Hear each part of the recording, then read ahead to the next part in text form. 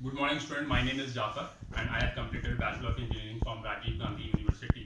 ये मेरा पहला वीडियो है। ये वीडियो के थ्रू हम अपने आपसे और अपने आप से सीखना चाह रहे हैं कि क्या कमी रह गई है। मैंने जो इंजीनियरिंग की डिग्री की है वो सिविल इंजीनियरिंग में की है, और सिविल इंजीनियरिंग में जैसा कि हम जानते हैं और सिविल इंजीनियरिंग के स्टूडेंट भी जानते होंगे कि टोटल नंबर ऑफ सब्जेक्ट 14 है। उस 14 सब्जेक्ट में एक सबसे इम्पॉर्टेंट सब्जेक्ट है जिसका नाम है बिल्डिंग मटेरियल, जिसके बारे में आज आपको डिस्कस करेंगे। उस डिस्कशन में सारा चीज़ बताएंगे कि इस बिल्डिंग मटेरियल में कितना नंबर ऑफ टॉपिक्स है।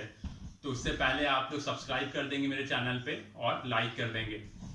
अगर वीडियो अच्छा लगता है तो उसके नीचे कमेंट बॉक्स में आप कमेंट भी कर सकते हैं। पहला चीज़ आते हैं आप बिल्डिंग मटेरियल पे। तो बिल्डिंग मटेरियल क्या है? सबसे पहली चीज़ कि बिल्डिंग मटेरियल का हम लोग जो टॉपिक स्टार्ट करने जा रहे हैं, तो सबसे पहले बिल्डिंग मटेरियल क्या है। Building material those material which are used in building और construction site are said to be building material. तो बिल्डिंग मटेरियल का सिंपल वे में लैंग्वेज है, जो हम मटेरियल यूज करेंगे बिल्डिंग में, कंस्ट्रक्शन साइट में, ब्रिजेस में, वो सारा मटेरियल क्या होगा, वो सारा मटेरियल हम लोग बिल्डिंग मटेरियल कहलाएगा। और दूसरी चीज़ कि बिल्डिंग मटेरियल के नंबर ऑफ टॉपिक्स हैं जिसके बारे में डिस्कस करेंगे हम लोग। हर टॉपिक्स को सिंगल इसमें क्लासिफाइड करेंगे और वो वर्क के बेसिस पे हम लोग उसको टॉपिक को पढ़ेंगे। तो सबसे पहला टॉपिक जो है हम लोग का वो है सीमेंट। वैसे नंबर ऑफ टॉपिक्स हम लोग टोटल है 7। तो 7 में सबसे नंबर 1 टॉपिक है सीमेंट, सेकंड है लाइन, थर्ड है एग्रीगेट, फोर्थ है एडमिक्सचर, फोर्थ है कॉन्क्रीट, फिफ्थ है कॉन्क्रीट, सिक्स्थ है ब्रेक और 7th है timber. There are 7 topics in building material, जिसको हम लोग सबसे पहला टॉपिक जो जिसके बारे में डिस्कशन करने जा रहे हैं वो है सीमेंट। अब सीमेंट क्या है? सिंपल की बहुत सिंपल डिफिनेशन है, यहाँ पे मैंने लिखा है। यहाँ पे अगर फोकस करें आप लोग तो देखेंगे कि the cement is a binding material which is used in concrete और मोटार। सीमेंट एक ऐसा बाइंडिंग मटेरियल जिसका यूज हम लोग किसमें करते हैं, मोटार और कंक्रीट में। और यहाँ पे एक चीज और हम अगर ऐड करना चाहेंगे, ड्यू टू इट्स कोहेसिव और एडहेसिव प्रॉपर्टी,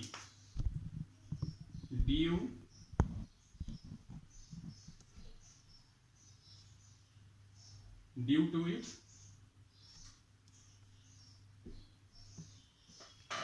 कोहेसिव और एडहेसिव प्रॉपर्टी।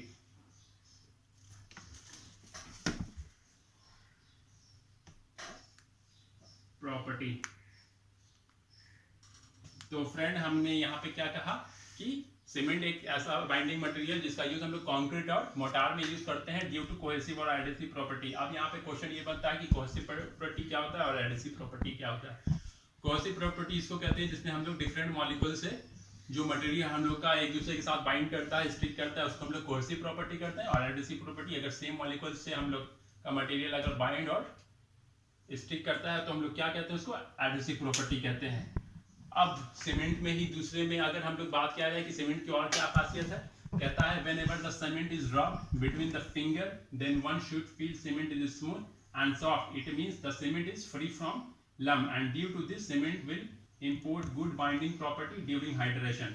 अब क्या बोलता है कि हाइड्रेशन के दौरान क्या करते हैं कि सीमेंट को हम लोग जब भी हम लोग सीमेंट लेंगे तो सीमेंट को फिंगर के बीच में हम लोग रगड़ेंगे। रगड़ने के बाद उसमें अगर उसकी क्वालिटी अगर बहुत स्मूथ है, अगर वो सीमेंट में बहुत ज़्यादा चिकनापन है, तो वो मेरी क्वालिटी कैसी होगी, वो मेरी अच्छी क्वालिटी होगी सीमेंट की, और उसमें गुड प्रॉपर्टी होगी फाइनेस की। इसलिए फिर आगे भी कहता है क्या है, therefore we can say more is the fineness in cement, mass greater is the strength imported by the cement। क्या बोलता है कि जितना ज़्यादा अच्छा फाइनेंस होगा उतना अच्छा उसका मास होगा। अब और भी है कि हाइड्रेशन, हमने बताया कि हाइड्रेशन क्या है। अब during hydration the cement grains starts binding with particles of other material like sand and aggregate due to which the cement is said to have a adhesive property। क्या बोलता है, हाइड्रेशन के दौरान सीमेंट जो है, सीमेंट जो particle होता है वो बाइंडिंग होना स्टार्ट होता है अपने दूसरे पार्टिकल के साथ, जैसे कि सैंड और एग्रीगेट के साथ। सैंड, उस वजह से सीमेंट क्या कहलाता है, एडहेसिव प्रॉपर्टी कहता है। यानी अगर दो अलग अलग मटेरियल के साथ अगर हम लोग बाइंड जो कर रहा है, उसको स्टिक कर रहा है, जोड़ रहा है, तो हम लोग क्या कहेंगे, उसको एडहेसिव प्रॉपर्टी कहेंगे। अब तीसरी बात आता है the chemical reaction between cement and water is referred as the hydration of cement, as the hydration of cement is exothermic reaction, therefore the heat is liberated in the considerable quantity and this heat is called heat of hydration। क्या बोलता है कि chemical reaction cement और water के बीच में refer करता है जिसको हाइड्रेशन ऑफ सीमेंट कहते हैं। जैसे hydration of cement exothermic reaction होता है, एक्सोथर्मिक रिएक्शन है, एक्सोथर्मिक रिएक्शन है, इसलिए हम लोग क्या करते हैं, हीट जो है लिबर्टेड होता है और वो heat is liberated considerable quantity and this heat is called heat of hydration. जो हीट होता है उस में से जो निकलता है जितना क्वांटिटी में, उसको हम लोग क्या कहते हैं, हीट ऑफ हाइड्रेशन। अब आते हैं हम लोग थर्ड पॉइंट पे, the heat of hydration helps in determining the setting and hardening property of cement on the basis of its type, means the cement is having high heat of hydration will be having early rate of gain of strength। क्या बोलता है कि the heat of hydration help in determining the setting and hardening property of cement। क्या बोलते, heat of hydration क्या मदद करता है, वो सेटिंग टाइम यानी सीमेंट की सेटिंग टाइम। अगर हाई रेट ऑफ हाइड्रेशन होगा तो हम लोग का क्या होगा, जल्दी कौन सा सेट करने का उसमें टेंडेंसी होगा। अगर लो हीट ऑफ हाइड्रेशन होगा तो उसमें कम टेंडेंसी होगा सीमेंट को सेट करने में। तो ये सिंपल सी डिफिनेशन है। लास्ट वन जो हम लोग पढ़ेंगे, the cement should have the sufficient specific gravity, it needs to be used for construction purposes, therefore recognise this thing physically. क्या बोलता है कि सीमेंट को क्या होना चाहिए, एक सफिशिएंट स्पेसिफिक ग्रेविटी होनी चाहिए, क्योंकि इसकी जरूरत हम लोग ताकि कंस्ट्रक्शन में हम लोग यूज कर सकें, इसको फिजिकली चेक करके यूज कर सकें।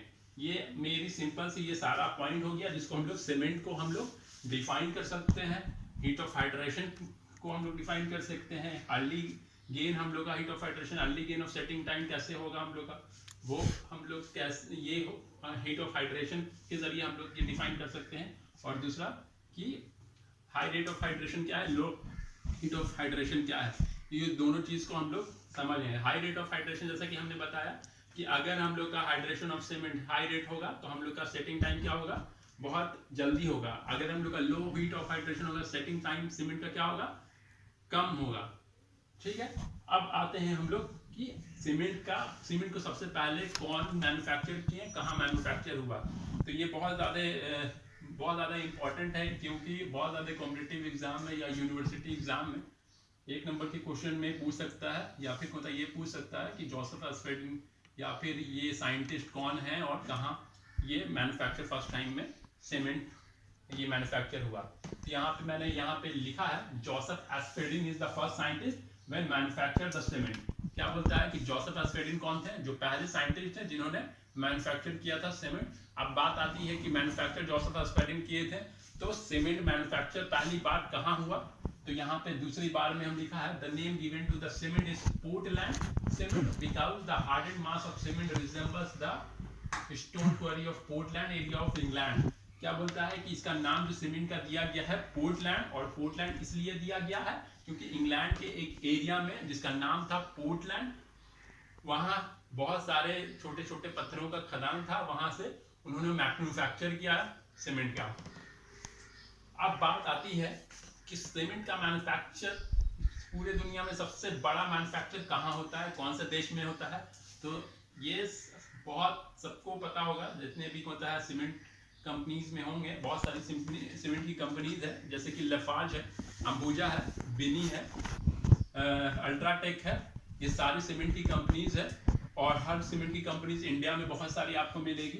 उसके बाद इंडिया के अलावा चाइना एक ऐसा देश है जो सबसे बड़ा मैन्युफैक्चरर है पूरे देश में, सीमेंट को ये करता है, प्रोवाइड करता है। तो चाइना जो है 8 गुना ज्यादा इंडिया से होता है मैन्युफैक्चर करता है।